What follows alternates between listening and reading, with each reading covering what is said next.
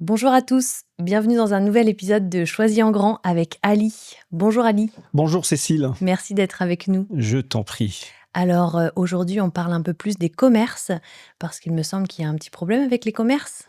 Oui, Cécile, beaucoup de choisiens se plaignent des commerces qui, à juste titre, qu'ils trouvent dégradés. La dégradation des commerces participe hélas à la dégradation de l'espace public. Et c'est quoi précisément le problème? Alors concrètement, sur les commerces, on a en gros trois problématiques. La première, c'est l'uniformisation, c'est-à-dire qu'on a quasiment les mêmes commerces, de sorte de monoactivité, des ongleries, des barbeurs, de la vente à emporter, de la restauration rapide. Alors ces commerces ont bien sûr leur place, mais quand ils deviennent ou quand ils sont exclusifs, eh bien, la diversité commerciale disparaît et c'est bien là le problème. Le deuxième problème, c'est qu'on a des commerces emblématiques que les anciens choisiens connaissaient, une poissonnerie, bref, des commerces dits de qualité qui partent et qui ferment au rideau. Puis le troisième problème, c'est l'attractivité commerciale, c'est-à-dire qu'on n'arrive pas, la ville peine à avoir des enseignes de qualité à Choisy-le-Roi. Voilà les trois problématiques que j'ai relevées dans les échanges que j'ai eus avec les choisiennes et les choisiens concernant les commerces. Et alors quelles sont les mesures que tu préconises pour enrayer ce phénomène? Je commence d'abord par dire que les commerces de proximité participent et contribuent activement à la qualité de l'espace public. Tu sais, Cécile, toute l'énergie qu'on met dans le quotidien des choisiens, et le quotidien est fait d'espace public, et l'espace public, bien sûr, est fait évidemment de commerce de qualité. Le vrai problème, Cécile, c'est que nous avons longtemps subi l'évolution commerciale au lieu de la gérer, au lieu de l'anticiper. Et moi, je voudrais qu'on reprenne la main sur les commerces qu'on a envie de voir à Choisy-le-Roi. Et certains disent que la mairie n'a pas la main sur les commerces. Qu'est-ce que tu réponds à ça? C'est faux. C'est faux. Le problème, c'est d'abord la volonté politique et se doter d'une stratégie à long terme. Moi, ce que je voudrais mettre en place, c'est un plan commerce de qualité qui est fondé sur un certain nombre de leviers dont toutes les communes peuvent disposer. Je pense par exemple à définir une zone de sauvegarde commerciale. Une zone de sauvegarde commerciale, mais alors concrètement qu'est-ce que c'est? Cela permet à la ville d'exercer son droit de préemption. Autrement dit, quand un commerce qui nous semble stratégique devient vacant, eh bien la ville est prioritaire pour racheter ses locaux. C'est une façon d'avoir la main et d'avoir la maîtrise sur l'offre commerciale, sur une zone définie comme une zone de sauvegarde. Alors, pour être encore plus concret, moi, ma première intention que j'envisage est de définir un périmètre qui va de l'avenue Anatole France, qui inclut la dalle et surtout la zone et la galerie commerciale, en allant vers la place de l'église, les rues Louise Michel, Émile Zola, jusqu'à l'avenue Victor Hugo aux Gondoles. Voici le périmètre que j'envisage comme une zone de sauvegarde commerciale et qui nous permettra justement d'avoir la main et la maîtrise sur l'offre qu'on a envie de voir sur ce périmètre. Et alors comment la ville peut racheter ces commerces vacants? Alors moi, je voudrais créer un fonds communal dédié à la vacation commerciale et à la préemption des commerces vacants. C'est une façon d'anticiper et d'avoir la maîtrise sur les commerces qu'on a envie de voir sur la ville, au lieu juste d'être dans l'improvisation et au coup par coup. C'est un fonds communal qui sera abondé d'année en année et qui vise justement à investir dans nos commerces de qualité et en faisant investir également dans l'embellissement et la qualité de notre espace public.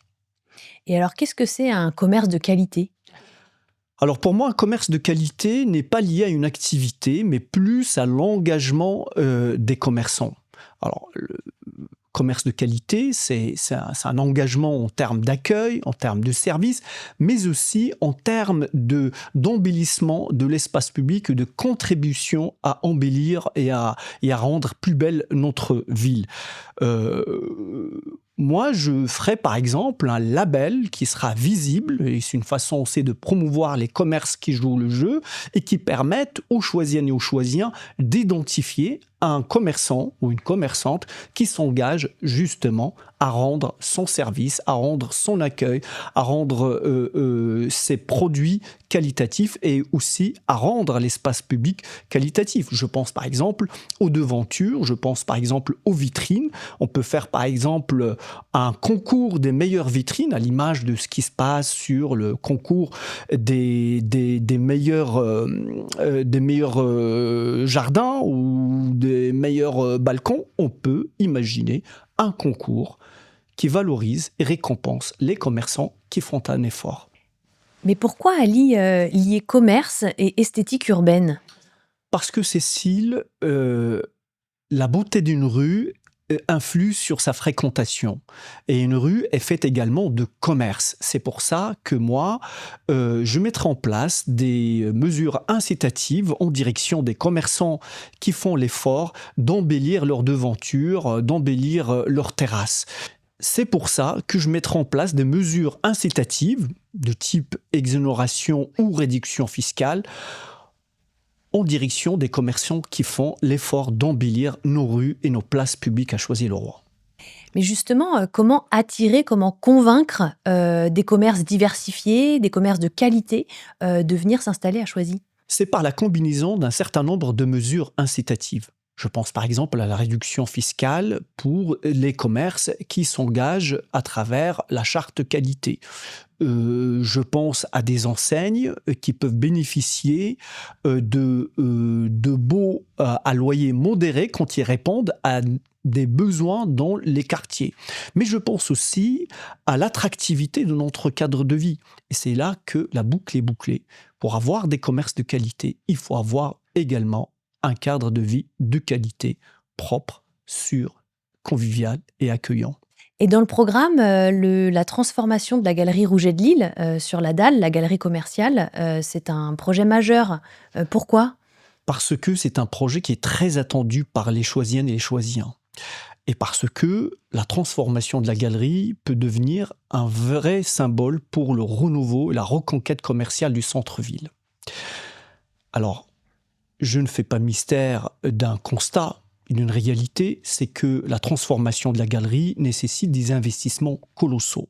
C'est pour ça que moi je milite et j'agirai pour un partenariat public-privé avec une enseigne de renom qui pourrait nous aider sur la base d'un projet exemplaire d'installer des enseignes et des commerces qui répondent à des besoins spécifiques en matière de commerce. Voilà. Mais en attendant la transformation de cette galerie, qui peut prendre quelques années, moi, j'agirai pour embellir cet espace-là, pour le rendre plus accueillant, pour faire en sorte que sa sécurité soit davantage renforcée et pour permettre que les Choisiens, et notamment les Choisiennes, les femmes qui craignent parfois de traverser cette galerie, qu'ils y retrouvent son chemin. Alors Ali, Choisy, c'est pas seulement le centre-ville. Comment cette volonté, de redynamiser les commerces peut, se répercuter dans les autres quartiers? Et je pense notamment aux gondoles.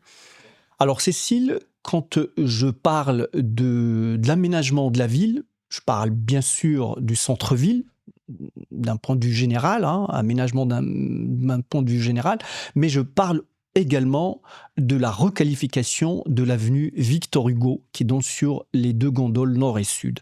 Et moi, la requalification de cette avenue, l'avenue Victor Hugo, je la vois comme évidemment une opportunité pour redynamiser ces commerces. C'est pour ça que le développement de cette avenue, le développement et son évolution et sa mutation urbaine, elle ne peut pas être que immobilière.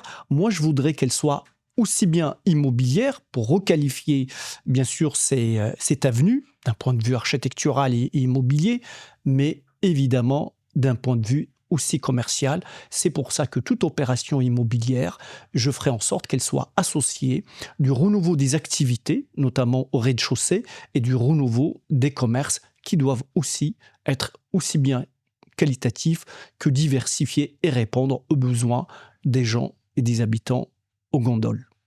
Merci Ali pour cette conversation. Merci à toi aussi, Cécile. C'était un plaisir. Si vous avez d'autres questions ou d'autres interrogations, venez nous voir au local de la campagne, au 22 Anatole France. Il y a toujours du café, du thé et des chocolats faits maison. À bientôt. À bientôt, Cécile. À bientôt Ali.